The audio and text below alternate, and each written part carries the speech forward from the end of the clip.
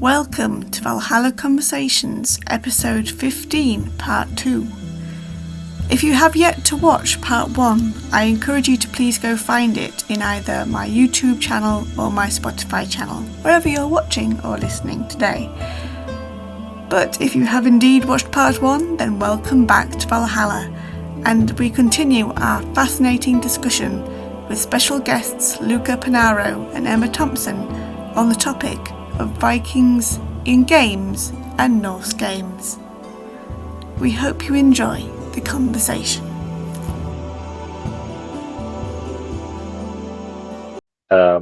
Something that's because you mentioned like Iceland and folklore being strangely overlooked, because of course this is where all the literature mostly survives from, but people think more about Denmark, Norway, and Sweden, because these are the places that have these really dramatic fjord landscapes.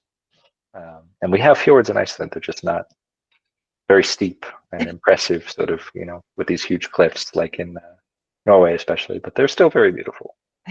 But there's a game coming out that's developed by one of the many small Icelandic game studios that I think I was unfortunately out of town for the sort of sneak peek lecture sort of thing that they did 2 years ago, I think. But it's called Isle of Wind, and I think they're working with several folklorists on it. And instead of being set in the Viking Age, it's set in, I believe, the 17th century. And you kind of play as like a semi-seeress woman who's, I think, the premise is that many people in her probably region or district, or at least just village, have just disappeared, and she has to somehow work with like folkloric beings and sort of set balance with the local land spirits and things like that in order to kind of rebalance the world. So you're sort of, but the fact that it's 17th century, which we have of course way more information on the folklore and beliefs of these time periods than we do from the Viking Age, or the settlement period regarding Iceland. So it's an interesting shift that people will still see and say, visually, this is Viking, it's at Iceland. It's this, kind of, a seeress vulva type that we see as a playable class in all these other Viking RPGs. But it's 17th century, so it might do some interesting things, hopefully. Interesting. Well, you heard it here first, viewers and listeners, because I certainly didn't know. And it's always good to hear about games coming out from other countries, because they do bring so much freshness and originality to us gamers that kind of like get so stuck in kind of the same studios, the same types of games, and it's nice to find other ones. Because speaking of folklore, it made me think of Roki. I'm probably not pronouncing it R-O with the 2 dots K-I, because I know that's a folklorish game, certainly with strong Norse elements, that I know has got some runes and some trolls and some fairies of some Norse type. But it's all about a girl going around unlooking the history and mystery of her father and mending the kind of bond between them. I haven't played it, heard wonderful things. I've got the soundtrack and it's very, very beautifully written. But I know that's delving more into kind of Norse folklore more than the Norse full pantheon, like the gods and the giants and the elves and that kind of thing. And of course, dwarves keep coming up in all sorts of games, and of course in fantasy literature and tabletop games, because of course you can play as a dwarf, you can play as an elf, you can't play as a giant. They've come as close as a Goliath, and that's about where they've stopped. Of course, the DM can play as a giant, good or bad. And of course, I remember, Emma, you running that wonderful little one-shot that was set in a very special, I keep calling it special. It's special to me because I got to be a very old Volvo in it, and I kept doing bad rolls, and I just kept blaming it all on my character's age. You really did have some terrible rolls. I felt really bad because you obviously bought your own dice, you had your dice mat, and they were just like, nah, not today. It's fine. Sometimes that's the best bit. But because that delves certainly kind of like the historical aspect, although it has got a bit touch of the mythology into it. Can you tell us can you remember what title of that little one shot was? Yeah, so the one shot I ran for you guys at the symposium is called The Final Voyage of Draengr Thar, which is by JC Connors, and it's on One Shot Adventures, the website. He's done it for D&D 5th edition, which is what we played, but I think it's also for GURPS and some other systems as well. Basically, the premise is that, powerful warlord Draengr Thar goes missing. Well, not so much missing. He's stranded on an island. He sends some of his men to go get help. You return as the adventuring party with some Norse flavored individuals. So there's a berserker, there's a Volva sort of magic user, and you kind of slowly uncover, that this island is infested with Draugr, with undead, and you have to save your warlord from becoming one himself. And obviously there's some things about, messing with Valhalla and eating beasts that you shouldn't and things like that. And yeah, kind of the reason why, part of the reason why I ran that was because sort of the organizers went, oh my God, you're doing a paper on D&D. Why don't we just do D&D, which was fun. But also I think tabletop is a really interesting thing to study in the sense of, even with video games as interactive as they are, there's a point where they're finite. There's only so much people can do with a video game before it has to ship. You have to make money at some point. Whereas tabletop can really just become and keep becoming anything. So what I've been wanting to do with this research is not just look at kind of the supporting text, but also what players do when given free reign with Viking characters and what kind of preconceptions they're bringing to the table. So it was interesting that the conference one shot that I ran, so I've run this game 5 times in total, and the conference one was the best behaved. Everyone else were really like, how do we break Emma? Which is obviously another fun aspect of Dungeons and Dragons, of how do we break our friend who's running this game for us? Amazing. Well, I can still remember there was a particular moment in our little one shot where we came across a undead. Well, I say undead. It became undead. That's what we all feared. It was a dead body on a tree, covered in tooth, and there was a raven, and it had something in its beak. And I think, what was it? One of the other characters / players spoke to the raven, and you called, and they said, it dropped it then because it opened its mouth. Yeah, that was me. Yeah, it was you, Luca. It was really funny because at no point in any of the other games had anyone gone, the bird has just vocalized, so it drops the thing in its mouth, and then you guys were like, yeah, clearly that's what happens. And they went, yep, I can't argue with you there. You're right. The next time totally I ran that game after you guys, I was like, nope, it's under its talon. It's not in its mouth. Okay. So I learnt my lesson. Very good. It is sometimes sneaky when we bring in reality and physics and science, and just the act of gravity. Look, I know Viking Age facts. I don't know physics. Please don't bring physics to a tabletop. Oh, but it was a really fun one shot, and I keep thinking, if and when we kind of get to the end of my current in-person tabletop game at my local gaming shop, I might just pull that out and run that for my friends. Yeah, just have some fun. Do it. Yeah, just quickly on what Emma said about the sort of differences between the limits of computer versus tabletop. That conversely, like as the graphics have become much higher fidelity, and that's where we kind of draw our immersion from. The fact that you can look around, everything's really hi-fi, and there's a immersive soundtrack, like for something like Senua or Hellblade. All of these things kind of, and these are heavy sort of data loads on the file and on the console that require fancier and fancier computers to run. But back in the day, with like the earlier, there's a very nerdy, long video essay that I watched about the Elder Scrolls, and the not the first one, but the second Elder Scrolls, Daggerfall. Supposedly the in-game map, because it was procedurally generated and looked like, pixels, variously colored limitedly colored pixels rather, but was procedurally generated. Supposedly the extent of the in-game map was equivalent to the real world United Kingdoms, with cities with like hundreds of thousands of NPCs in them or something insane like this. And it was sort of the trade-off is you lose, and the games have become more and more simplified to the way you lose. In Daggerfall, you could supposedly scale up your your thievery skills and your acrobatic skills to the extent where you could become some sort of roof climbing, cat burglar type person, and you can't really do that in something like Skyrim or whatever the next Elder Scrolls that they'll release is eventually.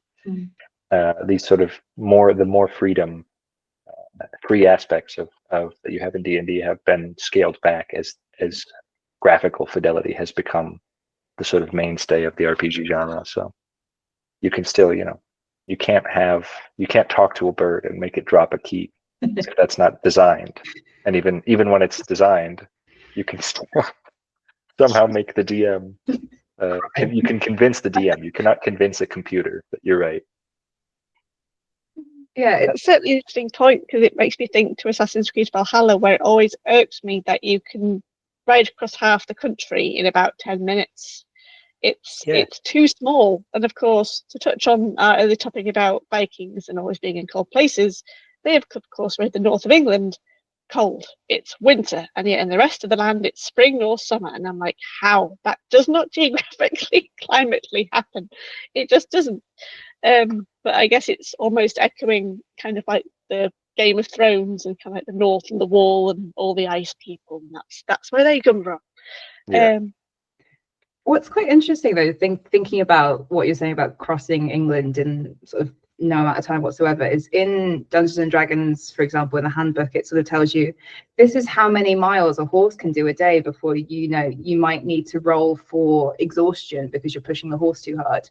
That's actually easier to embed in a video game, in the sense of you put some code in that's like, the horse has been riding for X many miles. Pop up with something that says the horse needs to rest. Whereas in D&D, as a DM, you have to go, how many miles have they traveled, and like, have they done it fast? Have they been pushing the horse? Have they been feeding the horse? Often they don't feed the horse. So it's easier to actually embed that realism into the video game versus tabletop. I actually think tabletop accounts more for it. It gives you more of you should be doing this, and this costs this much, and so on and so on. Yeah, if you choose to make this type of gameplay kind of more, realistic or gritty, sort of survivalist style, then there's many suggestions and rule sets to sort of enable that type of gameplay. And people do this. Usually, players choose to add these things through modifications or mods in video games. There's another one of us few Old Norse game scholars, Victoria Cooper, has written an article about modding like gritty, realistic medievalism into Skyrim by like making more advanced weather systems. There is a survival mode in one of the Skyrim Anniversary Edition. They made this mode called Survivalism, where you have to eat and rest and get warm and things like that. But players have pushed that further and made it more realistic with all kinds of things. And so this is something that players want, and so they custom make this content for their games sometimes when it's possible. Interesting. It certainly brings me back kind of like memories, of course, not quite of a Viking game, but of Sims, because of course in Sims you've got to eat, sleep, go buy food, cook the food, clean up, or you get rats, and also it is almost like a reflection of the rules of D&D, kind of like how many rules do you want to add, how many conditions do you want to try and jump and challenge through. And in terms of survival games, there's one that I have played a bit, and I played it during its beta phase as well as its alpha phase, which is called Tribes of Midgard. I don't know if either of you two have heard of that one. It's very mythological based, and I have to say I do quite like the style of it. And I did get some of the cats. These are exclusive cats. This is one. This is called Sonia. They do have Norse names, but don't ask me to pronounce them. And then they have this one, which is an Moonclaw. And there were only 300 produced because they wanted to give money to a cat charity on their 3rd year anniversary. That's so sweet. My daughter likes them too. Thankfully, she's happily sharing them with me. Okay. It's on my desk and keep me company and keep reminding me that I still need to go and play, because I do quite like it. It's got two styles. You can either have story mode or survival mode, and it's for online players, so you can buddy it with your friends if they've got the game a bit. You've got skins, so you can look at like armor. Now, my friend James Aitchison, he got me the special edition, which gave me the Valkyrie armor skin, which is quite cool. So even though my armor is very low level, I look impressively awesome. But you kind of, again, you have to chop down trees and get the twigs to make the timber, to make your hammer, armor the house, and get berries and certain ingredients to make certain things. Different types of ore and flint and stone to make equipment, to then make tools. it's not as heavily farming as the previous game I mentioned that Josh Christian's involved. You don't die from starvation and cold in this one, thankfully. They've taken it away, but every night there's these hell things that come out and try and get to your little seed of Yggdrasil, which is growing, and takes all the souls of all the animals that you kill, basically. Because you've got goose, you've got pigs, you've got deer, you've got wolves, which they will attack you if you run into them. We've also got foxes and that kind of thing, but they've got different lands where they've got Draugr, they've got giants, they've got, I think they've had 4 expansions since it came out properly, and you can face Jormungand, you can face Fenrir, you can face Hel, and then the last one, I believe, you can face Loki, but they've never really revealed that one because they want players to go and find it. But that's what I think. But you're basically, Einherjar are just like on a holiday down in this land where you just got to survive until you go up to Valhalla, basically. But the mythology is really deeply ingrained in every aspect of it. So I remember coming across the recipe for like the level 2 sword, and it was called Signy's Revenge. Because of course, not many people know about Signy, or Sigyn, if I can get the name right, which is Loki's wife, who's there holding the bowl of poison and taking it away and letting Loki trash and putting it back. And of course, it's a nice ode to how deep they've gone into the pantheon. They're not just gone with the classic of Odin, Thor, and Heimdall, and Frey, and Loki, and that. They've actually nodded to all the other ones as well. But it's fun. It takes time. I only ever play it on my own because I don't have many players. Don't have many friends who play games typically.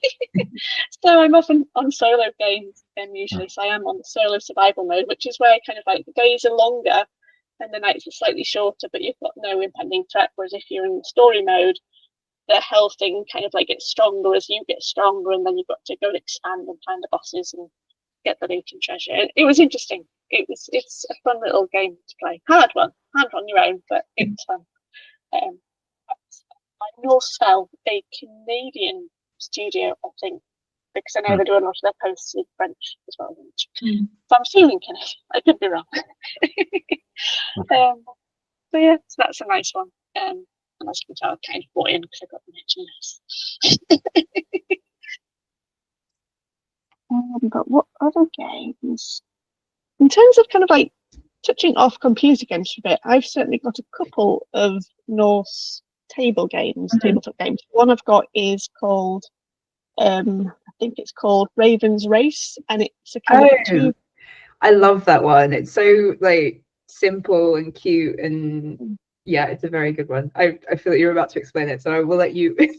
No, by all means. I mean, I think it's called Raven's Race. I know it involves Hunan and Munin, and you've got little cards that represent the realms, and it's almost a bit like dominoes that you've got to match them up to help your ravens get all the way around. You kind of like each person's going anti-clockwise to the other one, so you can overlap there, and you can also cheat if you get like a low card and make the other raven get lost and go around the wrong way, or it's kind of like a loop of cards, and each raven starts at sort of one end, and you can basically move the cards up and down, and that screws over the other raven in terms of to cross realms they have to be of a certain type, and you can change the type on them. It's basically about who gets their raven back to Odin first, but it's very simple, and the art style on the cards is really nice. It sort of has the different realms on it, and it's just a very simple nod to Viking mythology, which I think is quite engaging. It's a quick, easy game, and obviously a lot of board games can be very rule intensive and daunting in terms of just approaching a box and going,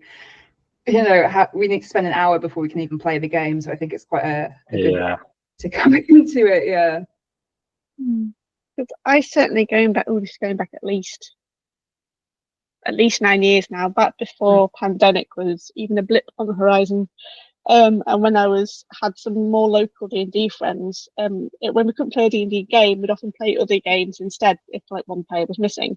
And I know they got out, I can't remember the name, it was some kind of strategic Norse game, but it was kind of resource based. So we each played like a Jarl type character, a prominent figure in this Norse society, and he had to collect enough water, enough food, enough ships, enough gold, that kind of thing. And whoever had the most resources won at the end, basically. So that was an interesting one. And I do have another one. And I'm just going, in fact, I've got 2 to show off, ladies and gentlemen. Bear with me. I will disappear into the hall. Into the hall beyond. She's in the fire. Yeah. It was by the cooking pot. I have them. They're here. And the first one is this one, Althingi. This is a good one to play. I think I've only ever played it twice, and it's a very good strategic game. Set in Iceland, more historical than fantastical. Card game. Again, you've got to kind of like match resources to select the right members of the cards, because all these characters on here, dear viewers and listeners, well, many viewers, because you can see, listeners, you need to join me on YouTube so you can see. They're all characters based on sagas or almost literature at the time, and you've got to recruit them because you're a what's the word? I've forgotten the word. Does the box tell me? Althingi? I don't know. Like a headman? Gothi? Yeah, Gothi. I want to say alpha, but it's the wrong word. It's not quite a jarl, because that's very much a Norwegian thing, but you're basically a chieftain of sorts in one of the 4 regions of Iceland. And so you recruit people, and then after recruiting people with your resource cards, because some people like certain things, they then have kind of like a home gang at the end of the day, and you put forward your champion, and then the resource cards become a weapons card or an armor card, and then whoever has the most numbers. It's a very good counting game, I will say that. It's not as intense as D&D in numbers, but it's there. And then you kind of like get points if you win like the most home games that night, and then it's kind of like a day rotation, and it carries around. But yeah, this was designed by a really cool guy called Joshua Gilligan. He's actually in an earlier episode. I think he was episode 11, in fact, in January. So do go listen to my episode and talk to him about it. But he's done an expansion pack called Saga Heroes.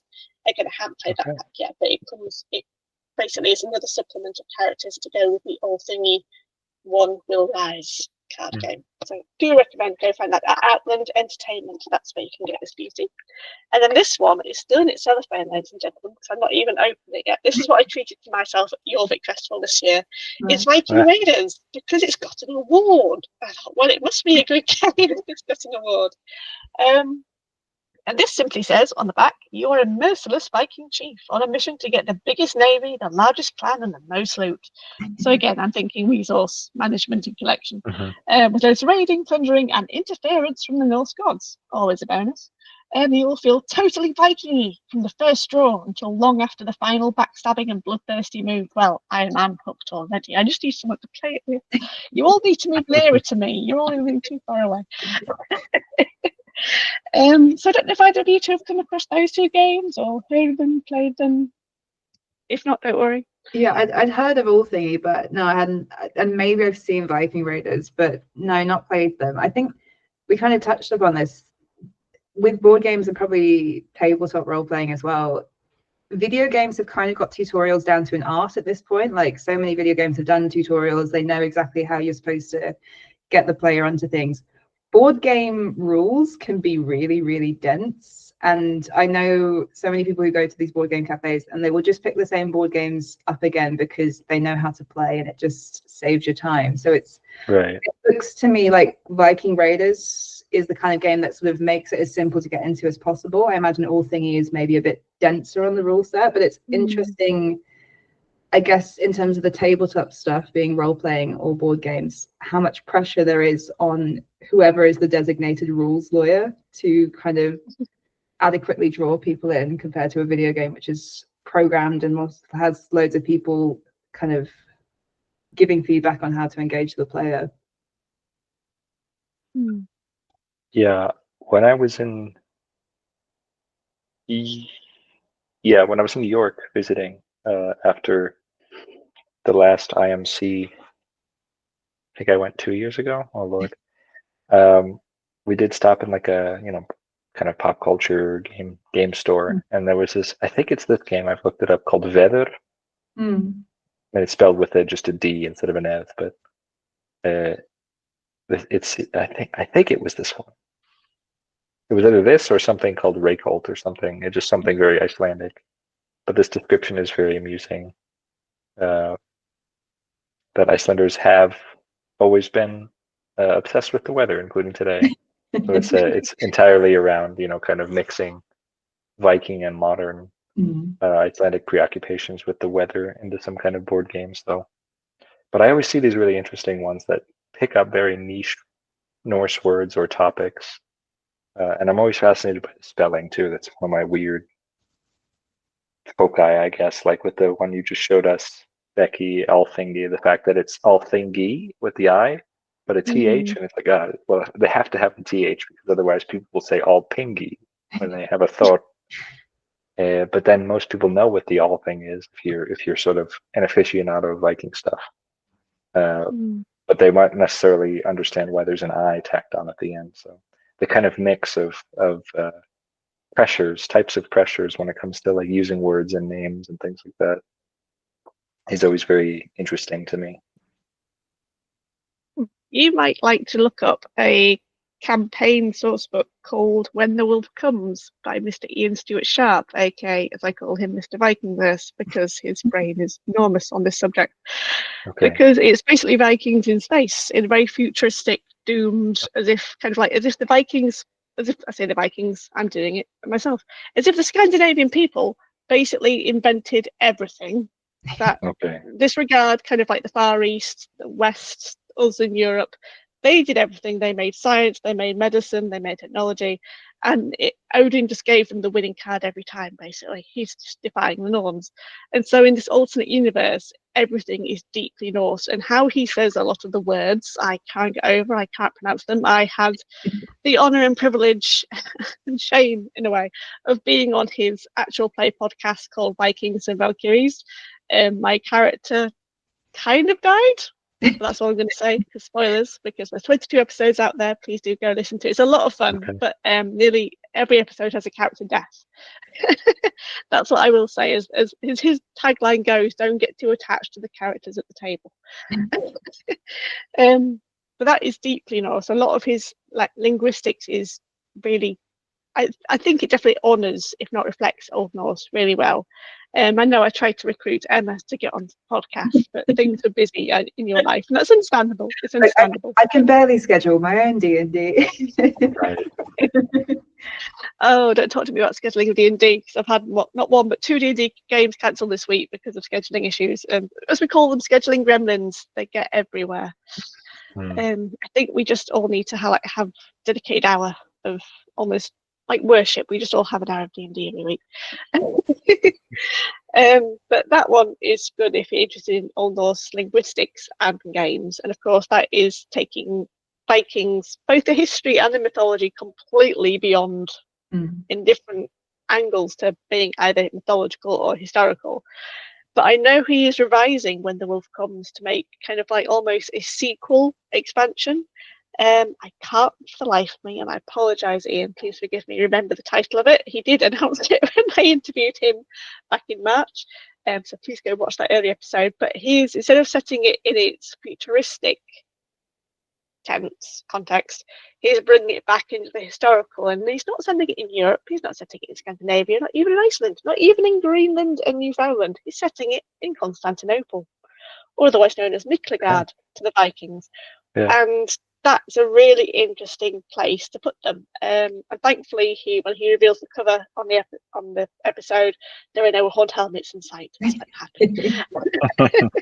But he's still revising it, kind of like keeping the same rules, but obviously making different classes, different contexts, and there's a bit of almost settlement building, very similar in the way of Assassin's Creed, where you have Valhalla, where you go and get a settlement and you have to build it and you get extra boons and benefits. But I know that mechanic's involved in his next expansion coming up, and I believe he'll be kickstarting that one hopefully later at some point this year. He's told me he'll let me know, so I will let you all know, dear viewers and listeners, and anyone else interested, because I certainly will be, because I got my own NPC artwork in the first one, so I might do, if he offers it as another extra kind of like initiative to get money in, I might throw more money in and get my artwork done again. So, so that, I think that's the only one I've come across out of all my other Norse inspired source books that touches on it historically. Nearly all of them are very fixed in the mythology and then the magical and the fantastical side of things. Because I know I've got Svilland, which I know Emma is familiar with because that was on your list at your presentation, and they've got an expansion to their source books. I've thrown money at that one for that one as well. I don't know if I'll ever play these, ladies and gentlemen, but I just like looking at the artwork, especially because I know Svilland did have a Valkyrie NPC character type. I thought, oh, she actually gained kind of like boons or woes depending on who she wants to die or survive, kind of thing. That was a really interesting use of the Valkyrie mechanic. But there was another one called Journey to Ragnarok, Mhm. by Mana Project Studio, I think. Yep, got their beautiful books. I've done a little humble unboxing video on my YouTube channel as well, if anyone wants to go look at that. And I know they actually announced a while back before Christmas, that a D&D group that streamed their plays on Twitch were doing it. And because one of the players wanted to be a Valkyrie, they deliberately then invented a Valkyrie class. And then they told that to the studio, Mana Project Studio, then Mana Project Studio then made that available. I haven't actually downloaded it already. I have bookmarked the email. It's been bookmarked for a very long time. But again, because Valkyries are my catnip, ladies and gentlemen, if you don't know already, I mention nearly every episode, really. I'm always interested in how that's interpreted, because it's such a different stance from shield maidens or Volvers of women in Norse games, of course. Yeah, I think the interesting point about Svilland and Journey to Ragnarok is these are both campaign settings or module extensions for Dungeons and Dragons. So these will tend to lean as far into the fantasy elements as possible, because in theory, these settings are set up so an existing adventuring party who've gone around Faerun, which is sort of Dungeons and Dragons' default continent, can go off to these lands and still work as normal. So that's kind of where that leaning into fantasy comes there. But there are a couple which lean more historical, but not many. It's usually in that at least pseudo mythical space, if not outright fantasy. But that also kind of is because of how combat heavy a lot of these games are. It's a case of, if we were really realistic with combat and it was just people with swords, people with axes, people with bows, you know, still fun, but you're kind of playing the same character as everyone else. So Magic gives you a lot more to play with in terms of, I get to do this and you get to do something completely different, in combat synergy and all that fun stuff. Yeah, I forget how much I went into this in my Stavanger presentation of the article, but in the actual written article, I go a little bit with Assassin's Creed Valhalla about how it tries to establish itself as sort of like a historically realistic depiction of Viking Age England. As problematic as anybody who studies the Viking Age will tell you its representation is, but regardless, there's some sort of inherent synergy, like Emma was discussing, between these more heroic mythic settings and the action of games, with their sort of default as being this power fantasy. And of course we have like disempowerment fantasies in the form of like horror games where all you can do is run away and you have no way to fight back against monsters and things like that. But by and large, the majority of games are power fantasies, especially RPGs. And so it's even in this historically accurate representation of Viking Age England that they tried to create with all of these, actual academic consults and historical research that they do on these games. The reality that they kind of depict still looks more like one of these superhuman saga heroes who's able to, just kill 50 men in a single battle single-handedly, several times in a 5-hour play session or something. You're just killing hundreds of people, and your allies are helping, but you're doing the heavy lifting. So you're one of these, Egil Skallagrimsson, Sigurður type, mythic, heroic, on the border of, written history and the mythic past, where there's monsters and gods walking amongst us. So this part of games brings this out, even in settings where they're trying to be historically accurate to a certain degree. It becomes more literary, heroic, and mythic. Yeah, I mean, even within, as you say, Assassin's Creed Valhalla, there is that kind of spin-off adventure where you're basically impersonating Odin. Everyone calls you Odin, even though you're clearly not. And then it's basically their retelling of the Norse story arc. I remember when I first encountered it, and then you have to protect the builder who's putting up the magical wall, because it's not a stone wall, as in legends say, and there is no magic course either. But he's there, and you've got to fix it, and you've got to fight off the Jotun that are swamping you single-handed. I found that rather intense. So like, no, I'm nearly dead. Can you just hurry up and fix the wall? I'm trying to hit them as many times as I can. But yes, that's another interesting take. There was one game, and I'm going to hopefully open Steam without ruining the recording. Where is my wish list? Wish list, because there's one game that actually made me think of that isn't combat stuff. It kind of links back to, oh, this was it, Choice of the Viking. Have either of you heard of that before? Is this the one that Declan helped with? Yes, Declan, that was his name. I wanted to call him Eric, and I thought, no, Rebecca, that's not the right name. But No, yeah, Declan Taggart. I think he's done another one too, or he's consulted / worked closely with the people who actually do the sort of game coding, I think. I haven't played this one because I went to click the link on his Twitter back in the day when he first mentioned it to me, and it was a dead link, so I'll email him about this to get the real link, and then I never did, because that's what always happens when you say you will do something. Because I know I was reading the blurb for that, and obviously I recognised the name because I remember being at, I think it was at the Richard Hall Symposium one year, or it might have been the Midlands Viking Symposium, one of the two. I've been to another of them back before COVID and becoming a parent, and that was where he was speaking about Thor and how he doesn't really create thunder and this, that, and the other, and his brilliant thesis, which I keep thinking of buying and then seeing the price of and then shying away again.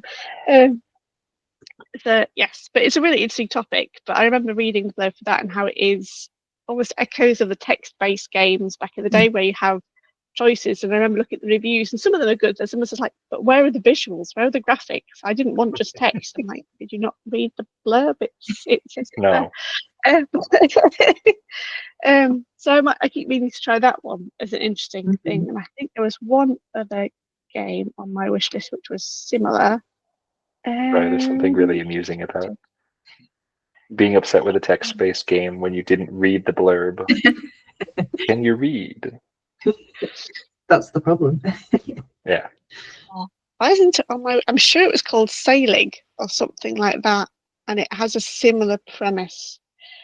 But certainly, speaking of games coming out, one on my wish list isn't even really early access yet, and that's simply called Viking Saga : Echoes of Midgard.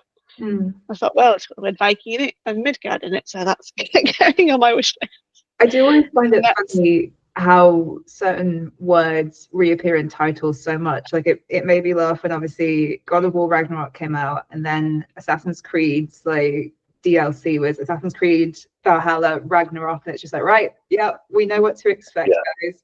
Yeah. I went to my own list in a note program to be like, I think I've heard of that one. I think I remember that one that was on like, oh, it's forthcoming. No, it wasn't that. It's called Viking Ashes: Survivors of Ragnarok. So it's another something Viking title, Ragnarok of something. It's always the same thing. Mm-hmm. Yeah, because another one on my wish list is, of course, Norse, Oath of Blood, because I don't know, it's Norse Viking. Midgard obviously comes up a few times. You've got Niflheim, which is kind of like left or right playable game. Again, you've just got to fight your way out of Niflheim. Expeditions Viking, Valheim, and of course Northgard, which is another successful survivalistic type strategy map based game that I keep hearing not of and keep thinking I will play maybe one day. Because so many of these games are quite time intensive, aren't they? And I think that is what you said, Emma, about the rules and the mechanics involved. Whether it is simply you've got to make the clothes before you freeze, or you've got to kill the wolves before they eat you, or you've got to conquer that land before they conquer yours. I can think of one game actually that isn't quite time intensive, and that's simply called Bad North. Have either of you heard of that one? Yeah. It's what they call a roguelite. I personally keep finding the words rogue and light very confusing, because how can you be a roguelite? But yeah, I think I keep needing to look up the dictionary definition of what roguelite means. But I just keep thinking, okay, roguelite means it can be played in short bursts. That's the way I understand it. And it's a fun little strategic game, very beautiful, artistically made, nice tranquil music soundtrack. And it's basically like if you imagine like the Hebrides and Shetlands, but with Faroes all mixed together, but then mixed up. There's loads of little islands, different shapes, different houses, and you play the captain or the guy, well, not quite the captain, yeah, the captain or the leader of a little squad. You start off with 2, and if you save some people on the island, then you get 3, and you can. Every time you stop a house from burning from the bad Vikings, that's why it's called Bad North. And again, this connection with Vikings in the North is not set in like the bad Midlands or the bad Seas, it's the bad North. Yeah. Not even the bad South. But you've got to stop these Vikings, and like tiny little blob-like characters. It's very simplified, so there's still bloodshed. You can turn the blood effects off if you don't want the bloodshed. I just find it's just funny splatter, really. It just makes me laugh. But they have little pictures, little Anglo-Saxony type or Norse-esque names. A lot of the islands have names that make me think of the Faroes and the Shetlands. And you've got to keep going. As you go, you kind of like your army gets leveled up with gold through awarding boons and armor and skills and upgrades, and then equally the enemies get leveled up and upgraded, and you come across berserkers, which can only be fighted by pikemen, and you've got archers that can actually hit your guys better than your archers can. And me and my husband have tried playing it together, and that he'll do an island and then I'll do an island, and we'll sometimes say, oh look, that bit's coming from the north, that bit's coming from the south, turn around, because you can rotate the camera so you get a 360 degree visual. But that's quite a fun little game to play. I would recommend it. It's funny you say like bad Midlands or whatever, because there is a game that's been announced recently that I thought was a joke at first, which is called God Save Birmingham or something like that. And it's set in 17th century Birmingham, and like zombies come out, and I genuinely thought it was a joke, and I was just like, oh, this is a real game, and this looks quite good. But it's such an interesting choice for setting, given that 1600s Birmingham is not normally the choice. But I guess it sort of suggests something about like, you know, where are the weird places we could set our Viking games which are a bit sort of different to the norm. And maybe it is the Midlands. Do a Repton Torksey game. Yeah. That's very funny though. I genuinely thought it was a joke, because obviously Birmingham's not doing too well in the press right now. So I was just like, oh, haha, someone's made a trailer for God Save Birmingham. And it's like, oh no, this is a legitimate game. Okay. Yep.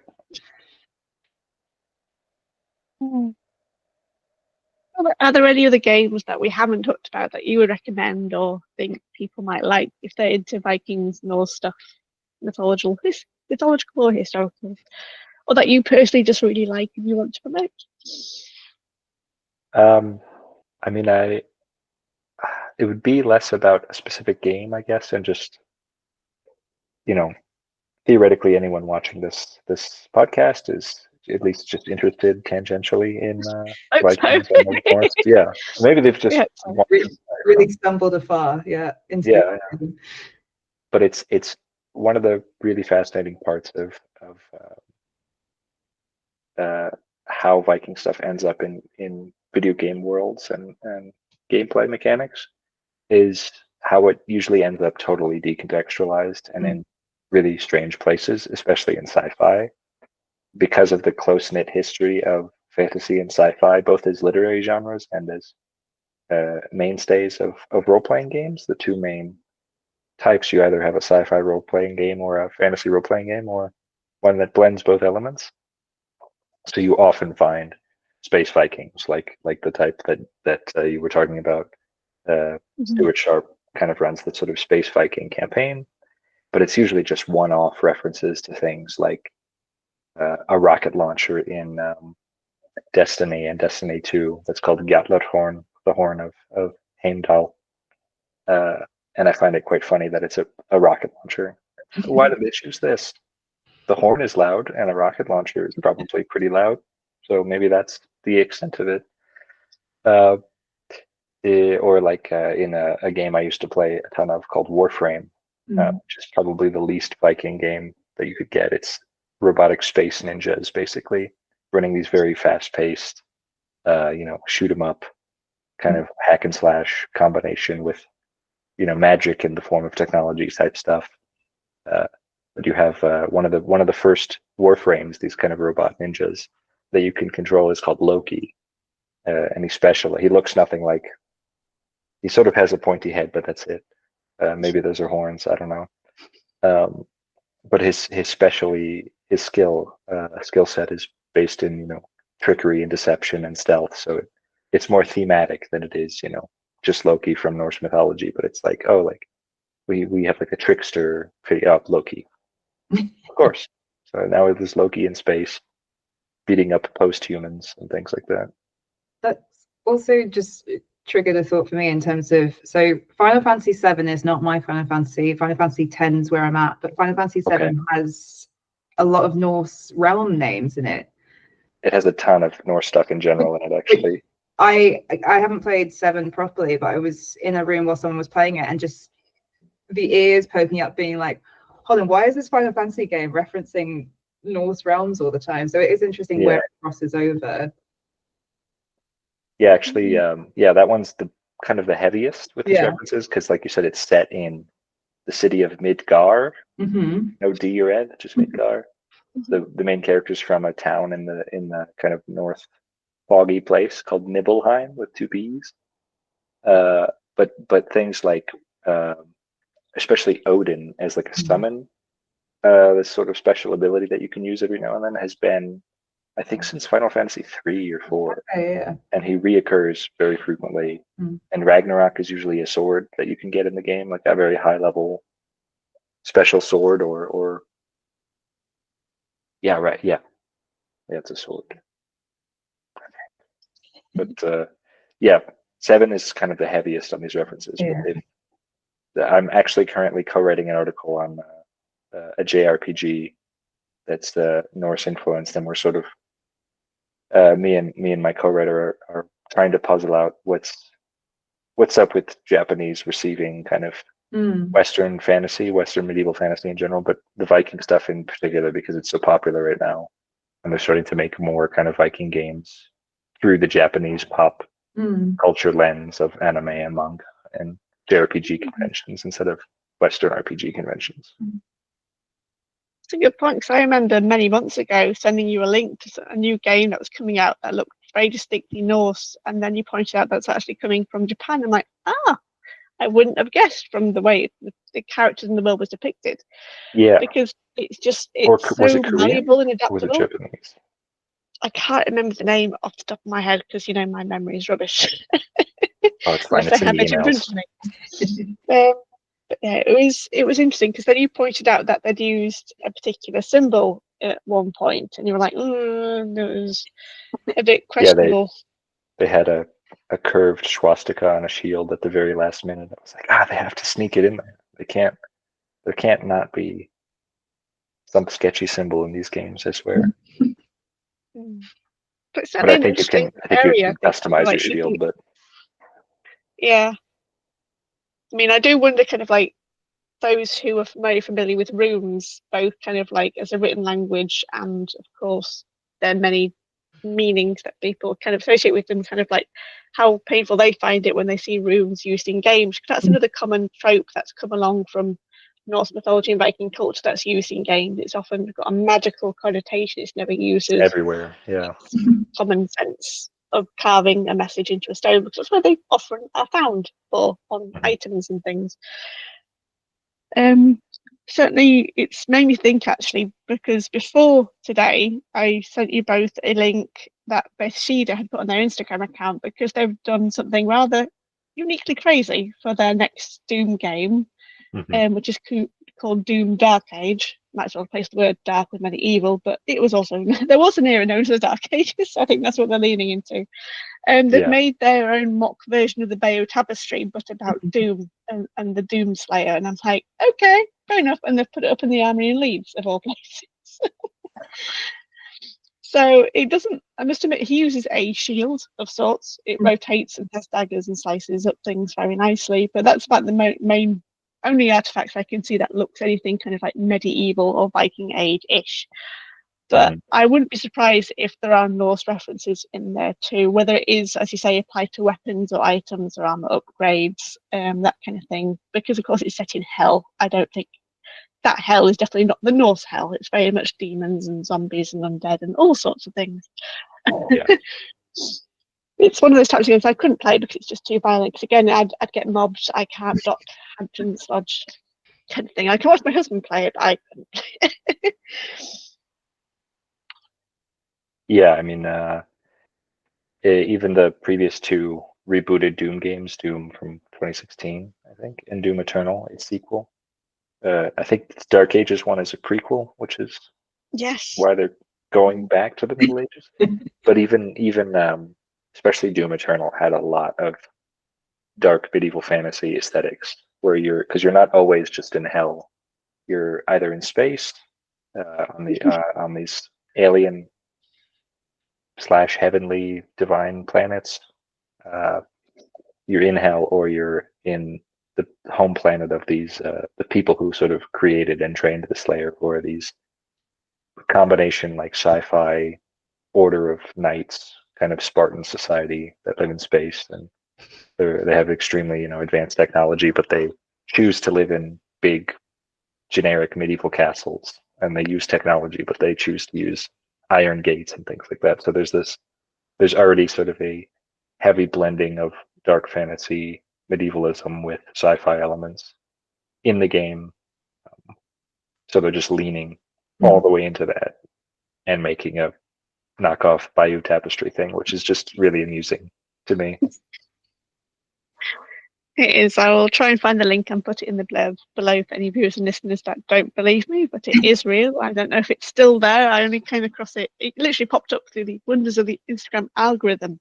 It somehow must have connected that I like games or something. You were blessed. Here you go.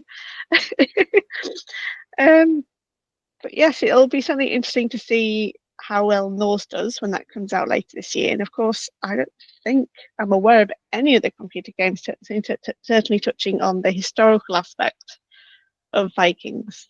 There's a lot more coming out that again deal with the fantastical and the mythological aspect. I guess that relates to what you said in a previous podcast on Nordic mythology, Luca, about how much fantasy and fantasy literature that's kept Vikings and Norse mythology particularly malleable in the context of games and interactive storytelling in a way.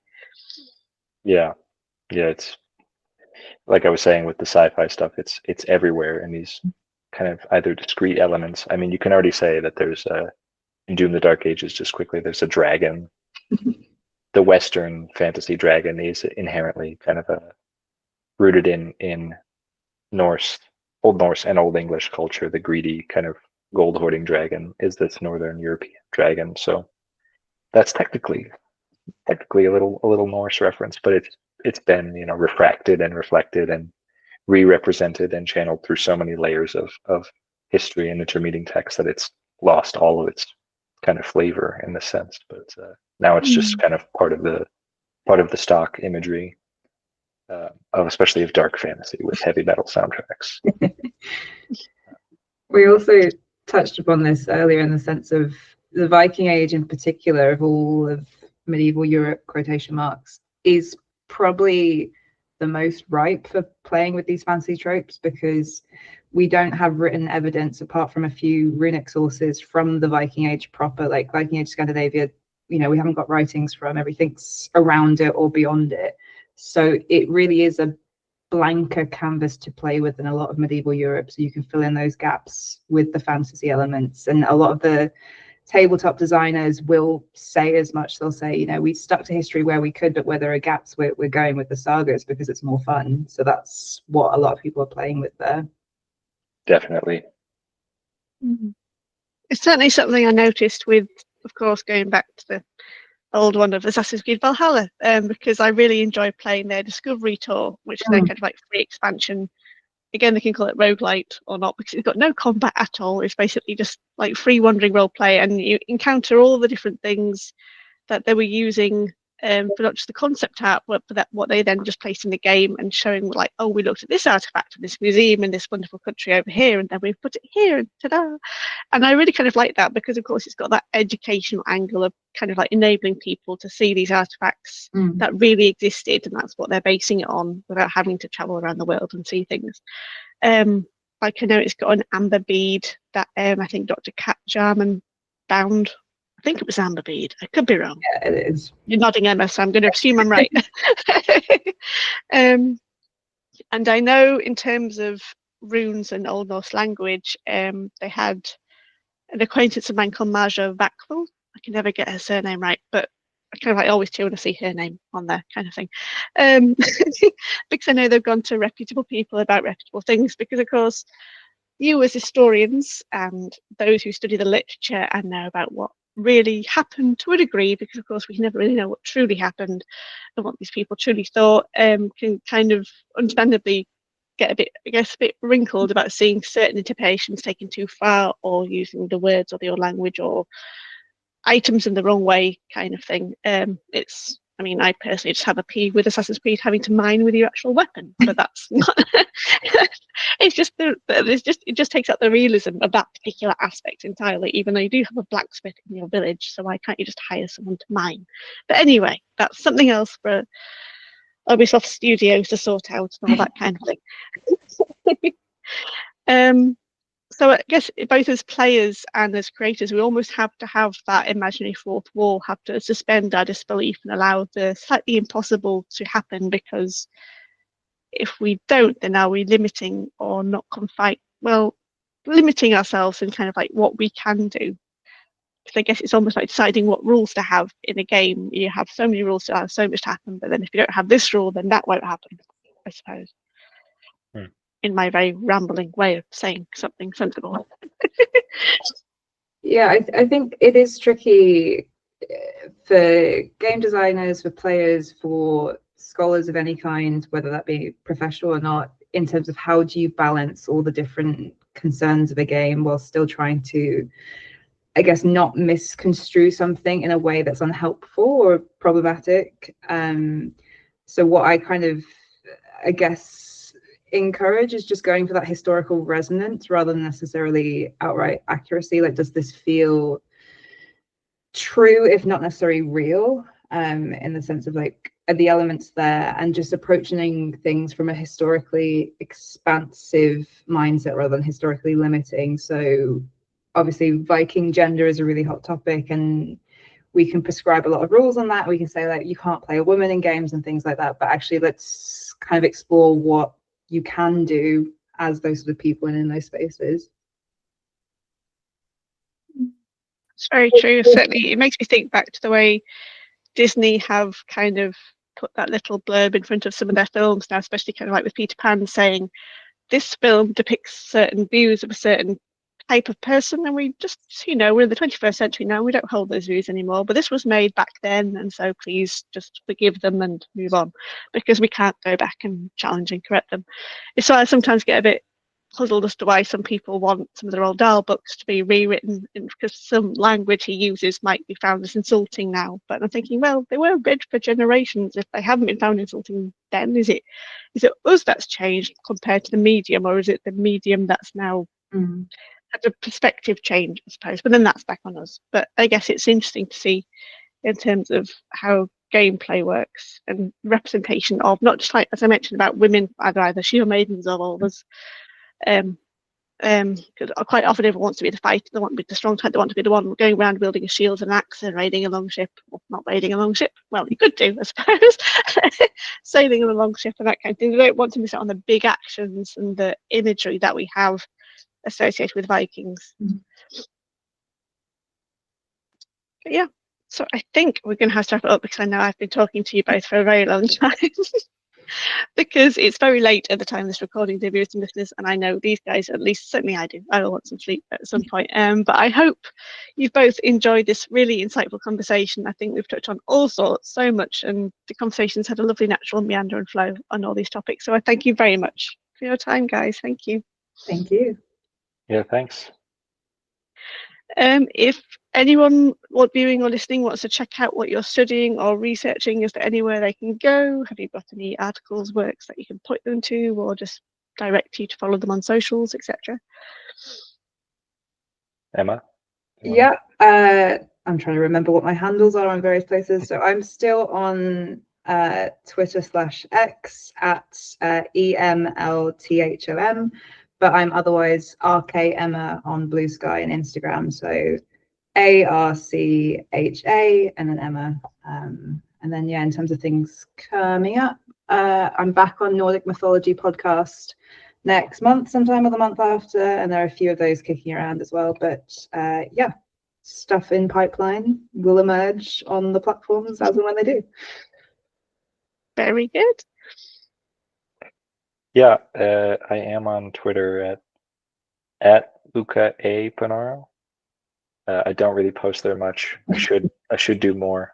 I did send you, Becky, the link to my first publication, which is on the first Norse god of war. It's a very deep dive on how it plays and subverts the Prose Edda, kind of the main Norse mythological text, how it turns that on its head. And I do expand that a bit in the article that will be in our mutual volume from the Stavanger conference. Otherwise, yeah, I don't have anything. It's all good. A couple of articles eventually. Good. It's all good. Because of course we're all busy in our own lives. You know, Emma, you teach at university, do you not? I've taught a little bit about Viking death, so I got to tell some third-year students at midday on a Wednesday, you know, what happens when you die, and got some lovely looks in response. But yeah, I dabble. Cool. And do you do any kind of like academic work on the side as well, Luke, or are you just researching mainly? Oh no, I also teach every now and then. Actually, this fall I'll get to teach another course, or a rehash of a course that I got to teach for the first time 2 years ago, which is explicitly on popular Viking reception. It's taught in thirds with someone on my committee who does museum studies approaches to Vikings, and she's really into also like reenactment, metal festivals, HEMA type stuff. So she talks about all of that. Someone else will be talking about Viking movies and TV shows, and I'll be doing Viking video games in the last third. So I'm really looking forward to that in the fall. Sounds really good. I wish I could be part of that class. Just because I love to learn anything to do with Vikings. And of course, modern perception is a huge rainbow spectrum of content. It's why I do this podcast, because there's so much out there. But thank you very much for your time. We've definitely talked more and longer than I thought, but I hope you enjoyed it. I hope you enjoy your sleep after this episode. And thank you, dear viewers and listeners, wherever you're watching. Please hit subscribe wherever you are so you don't miss out on the next Valhalla Conversations episode 16, which will feature a lovely author friend of mine called Genevieve Cornichek. She has written 2 books, The Witch's Heart, and a really great one called The Weaver and the Witch Queen, about Gunhild and Eric Bloodhax. And she herself is undertaking a journey into academic research herself very soon. I believe it's with Iceland as well. So I'll be quizzing her and asking her on how I can get on board and escape my part-time job and being a parent. If only someone could pay me to do it. But anyway, thank you very much for listening, and we shall hopefully see and speak to you all again soon. Thank you very much, everyone.